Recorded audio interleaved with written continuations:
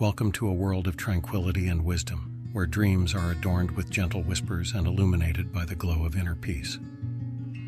Join us on a journey through the enchanting realm of Zen and Buddhism, where bedtime stories come alive with mindful teachings. Each episode will be a sacred invitation to slow down, let go of the day's worries, and embrace the serenity of the present moment. So, close your eyes, breathe deeply, and prepare to embark on a voyage of enlightenment as we embark on our Zenful Nights together. Once upon a time, in a land far, far away, there lived a young woman named Maya. Maya was not like the other girls in her village. She was not interested in the simple pleasures of life, like good food, fancy clothes, or handsome suitors. Instead, she had an adventurous spirit and an insatiable curiosity about the world and her place in it. Dressed in her traveler's attire, her long black hair flowing in the wind, Maya decided to pack her bag, leave her home, and journey into the great unknown to seek the truth. Along her travels, Maya heard tales of a great teacher, the Buddha, known to some as the Awakened One. She knew deep within herself that her journey was leading her to him. These tales portrayed the Buddha as a guide who opened doors to herself that she did not realize were closed. Maya was intrigued and attracted by the concept that the Buddha was not someone different from her. He was simply more awakened, more self-realized. Different circumstances, different times, different settings. Buddha and Maya were different yet so alike. She was drawn to the idea that Buddha was not a Buddhist, but rather a man that found enlightenment within himself, indicating that she could achieve the same. One night under the starlit sky, Maya had a vivid dream. In her dream, she saw a radiant tree, the Bodhi tree, the same tree under which the Buddha became enlightened.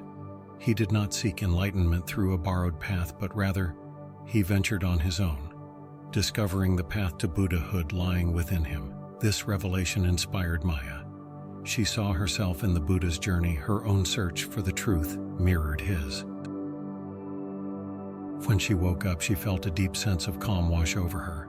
She sat up, took a deep breath, and let it out slowly, feeling a sense of peace that she had never experienced before. Maya understood that she too had Buddha within her. She only needed to wake up the potential. From that moment, every time she sat upright and breathed in and out softly, she reminded herself to breathe just like the Awakened One. As days passed, Maya acquired tales about the many qualities of the Buddha. She yearned to emulate the Buddha's qualities. They seemed distant, as if they were beyond her reach. Yet, the more she contemplated, the more she realized that these qualities were aspects of herself that she needed to awaken. The Buddha was just someone who had woken up from being asleep in the struggles of life, the bindings of samsara. As Maya continued her journey, the scenery around her began to change. She saw fewer trees and more open ground. She walked through vast plains and towering mountains, across roaring rivers and quiet streams. And everywhere she went, she saw the Buddha in the landscapes around her.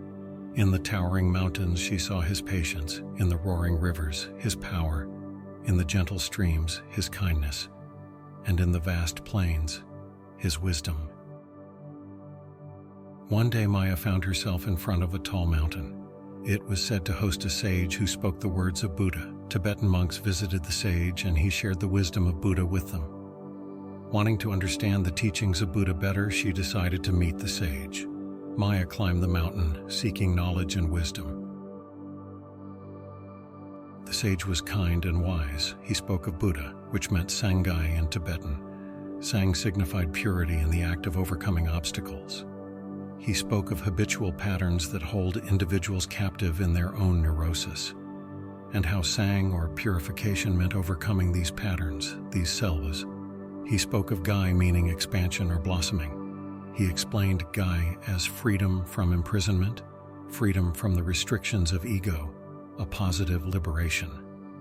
Realizing these potentials of Sang and Gai, reaching an expanded, awakened consciousness meant being the Buddha. Listening to the sage, Maya felt a spark of realization flicker within her. That day, as she descended the mountain, she looked at the world with new eyes.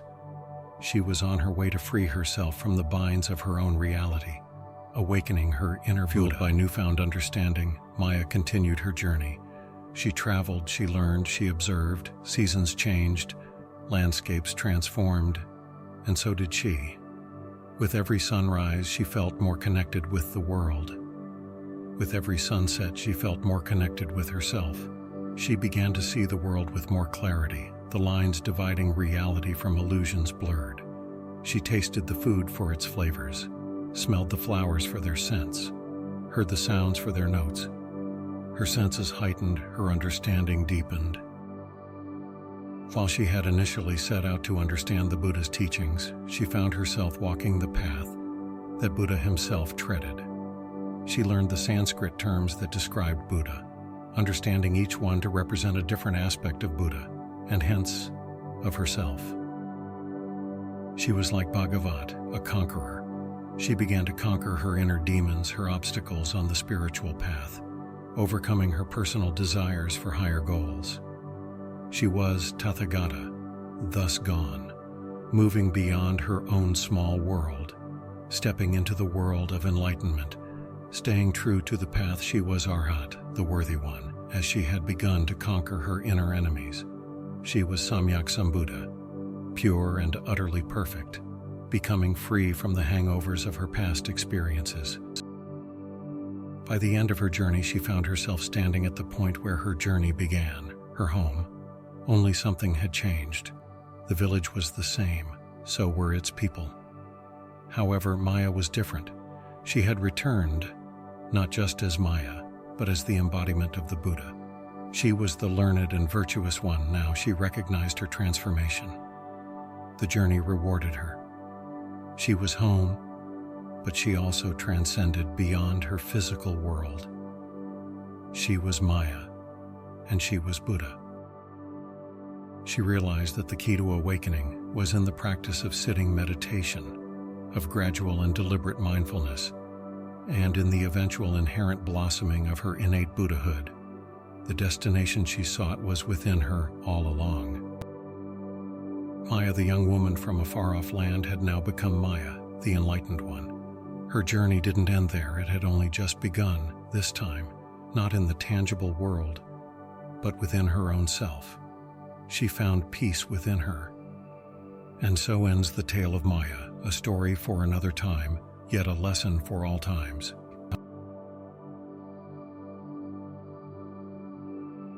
So as we tuck ourselves in for the night, let's carry Maya's tale in our hearts.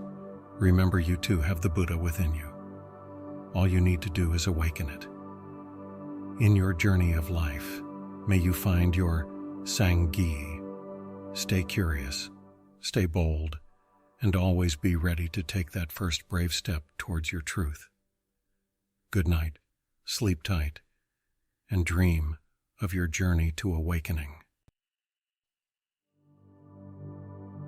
Please like and subscribe for more stories like this.